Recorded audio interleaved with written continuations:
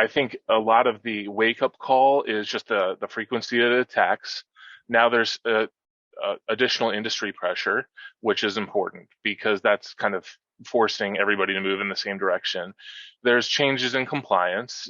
There's the new FTC safeguards. There's CMMC, things like that are really kind of forcing the issue. CISA is getting more heavily involved now, so we're seeing just more pressure in general. But I think one of the things that's really a factor that's helping a lot is insurance companies are forcing the issue. So insurance companies are saying, listen, we need you to have these controls in place now, where a couple of years ago, they would just sign any policy. Now they're realizing that their risk is so high because of these things on people's networks that they're actually forcing an evolution to happen. And that's critical right now, but that's the trend we're seeing.